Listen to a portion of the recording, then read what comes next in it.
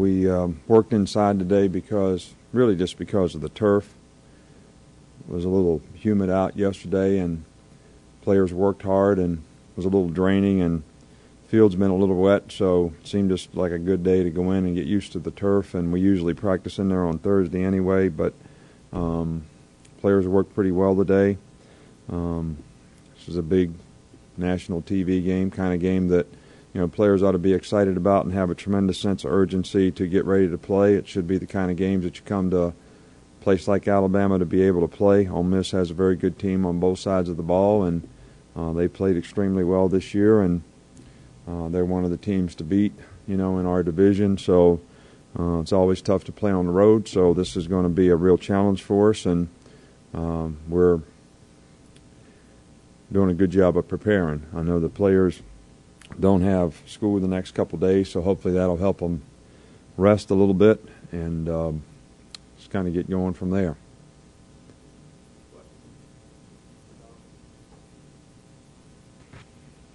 Coach, Houston Nutt the other day said that you would have made a good basketball coach because you're good at matchups. What do you think he meant by that?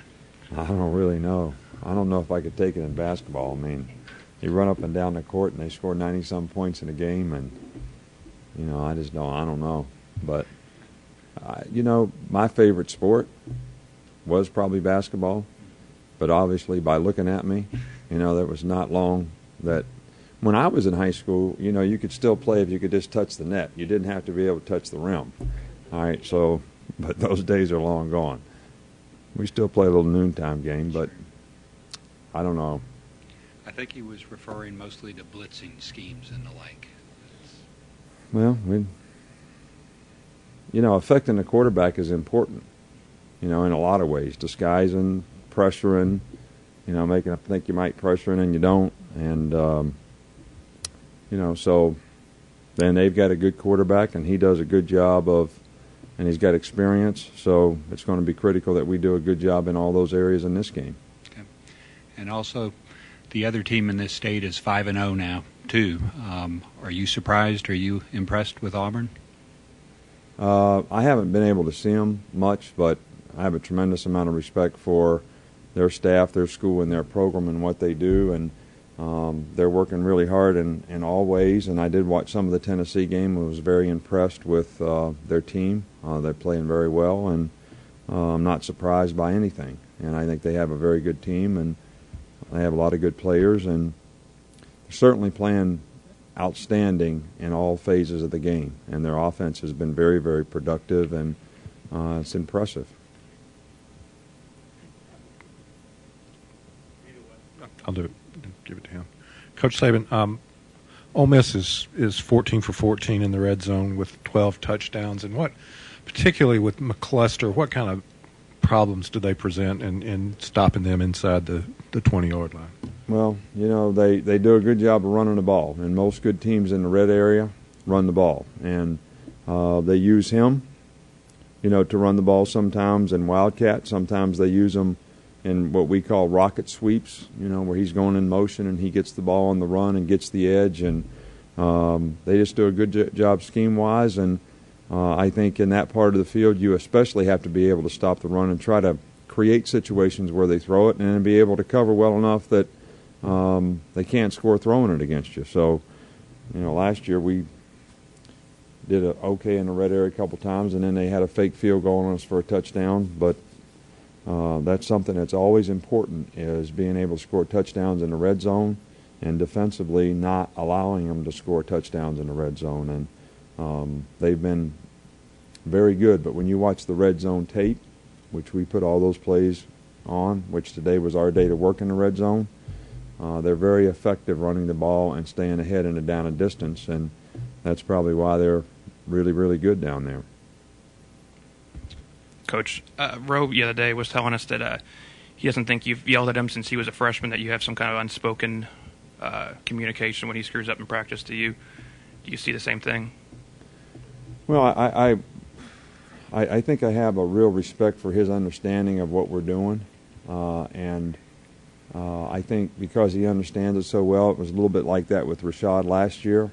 They really understand it so well that they almost know what you're thinking and you kind of know what they're thinking when something happens in terms of whether we made a mistake or whether there's a way to fix it and there's a way that we've done something else, you know. And just like we put something in today, and I mean, I know you don't know what this means, but we say, well, we want to do this, though, if there's speed at 3. So when we installed it in a meeting, you know, Rose says, you mean we're not going to do whatever if there's speed at 3? And I said, yeah, we should do that. We just didn't put it in that way, but we should have. But he's thinking just like I'm thinking. If that would have happened on the field, first time we'd have done it and there'd have been a guy in that position that could run fast, we'd have wanted to do something else. And we'd have changed it on the field. But he knew what we'd have done because we've done it before. So it's just experience and knowledge. And Roe would be a great coach. He's a great player, and he's probably going to play for a long time. And it's obviously a great honor for him to get the Bronco Nagurski National Player of the Week award and all that. But he would be a great coach if, you know, he didn't play or wasn't playing or when he gets finished playing. Coach, just wondering how some of the younger guys have looked at linebacker this week, and particularly at weak side. You know, they're all making progress. You know, Tanae is making progress. Nico is making progress. You know, we really play Nico at both Mike and Will, so, you know, his learning curve is a little heavier than the rest of the guys. But they're all doing fine, and they're all probably going to have to play at some point. And they'll might get an opportunity sooner than later, because this is going to be more of a game where they play regular people, where we won't be in nickel all the time, so we'll be playing our linebackers, you know. So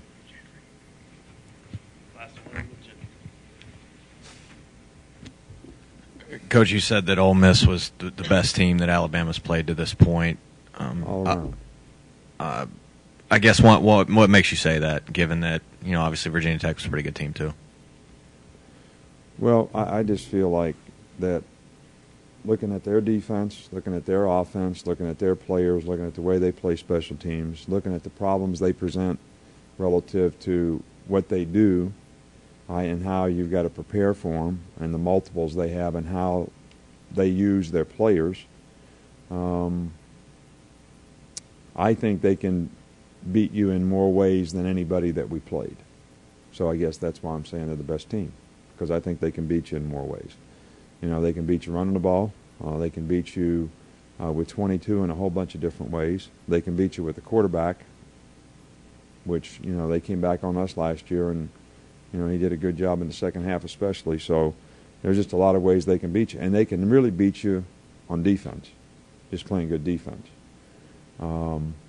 And that's no disrespect to Virginia Tech. I think they had a really good team, and I'm not trying to make comparisons. Okay, I just think that they're the best team we played to this point. I think Houston Nutt does a really good job, and, you know, he'd probably make a good basketball coach too, the way he moves his players around and features them and all that kind of stuff. So, you know, having faced Coach Nutt several times at different schools, how much of what he likes to do has stayed consistent from the time he was at Arkansas to where he is now? Well, they do a lot of the similar things, and I think, you know, he changes with the kind of players he had. You know, when Matt Jones was there, they did some different things that they really don't do now. Obviously, you know, when McFadden was there, the sort of invention of the Wildcat, or whatever you call it, whatever people call it, was something that they did quite a bit of and had a lot of success with. And you know, we played them one year at LSU. They had a good quarterback. I forget his name. And they threw it for about 300 and some on us. And, you know, so the capabilities of doing whatever the players that he has is capable of doing. And I always felt like he got as much out of the players that he had as anybody that we ever played, you know, in terms of how well they played for the players that they had. I really have a lot of respect for him and his ability to do that.